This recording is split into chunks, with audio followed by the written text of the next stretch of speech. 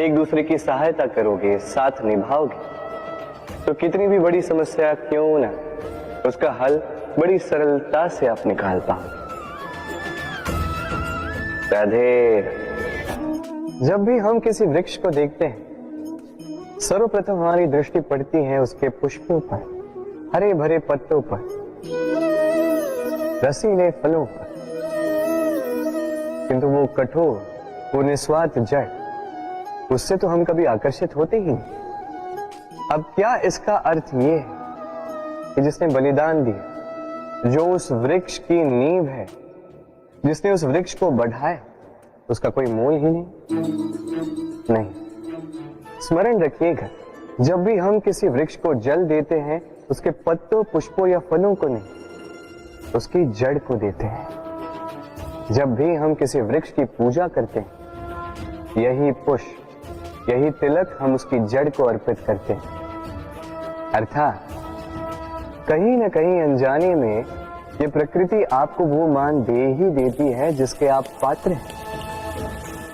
और इसीलिए तो मैं कहता, तो कर्म किए जा, तू फल की चिंता ना कर, तुझे वो मान अवश्य मिलेगा जिसका तू पात्र है, बस विश्वास कर।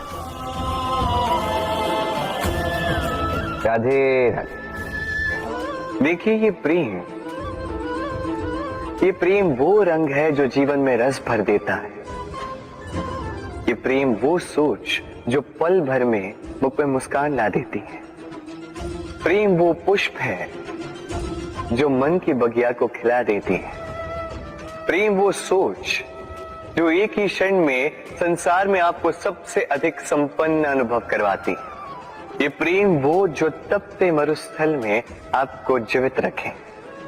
ये प्रेम वो जो आपकी आत्मा को तृप्त कर दे। ये प्रेम वो जो आपके मुख पर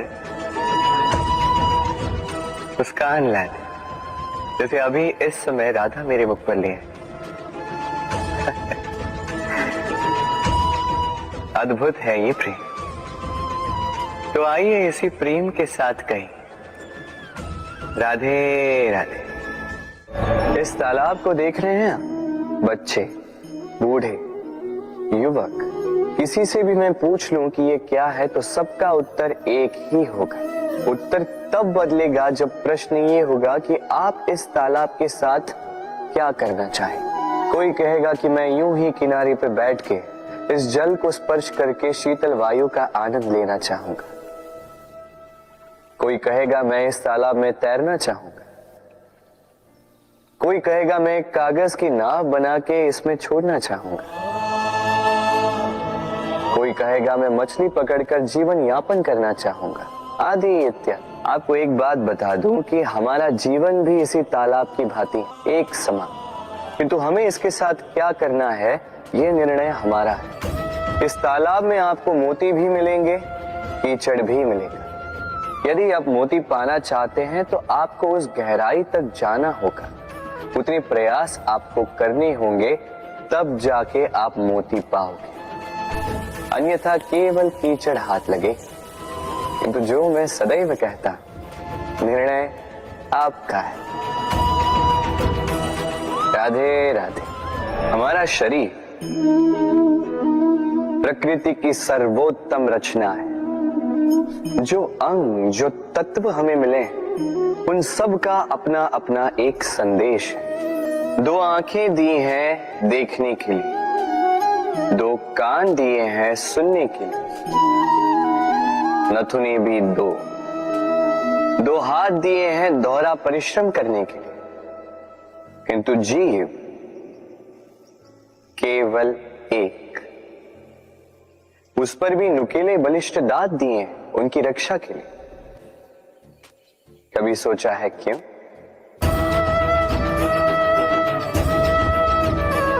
क्योंकि शब्द और शब्दों का उपयोग मनुष्य का सबसे बड़ा शस्त्र है, जिसका उपयोग जितना सोच समझकर किया जाए, मनुष्य जीवन में उतना ही ऊपर उठता है।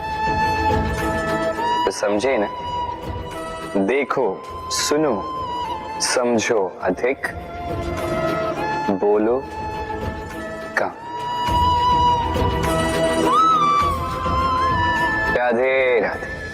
आप इस संसार में ऐसे कई लोगों को जानते होंगे जिन्हें आप स्वार्थी मानते हैं, जो आवश्यकता पड़ने पर ही आपको स्मरण करते हैं, किंतु जैसे ही उनकी आपके सहायता की आवश्यकता पड़ती है हाथ जोड़कर आपके सामने सज्ज रहे। बड़ा क्रोध आता है ना इनको, मन खिन्न हो जाता, मन से ये स्वर निकलता है कि इस व्यक्ति की सहायता न करें। ऐसा कभी मत कीजिए। आप सोचेंगे क्यों कह रहा हूं मैं ऐसा?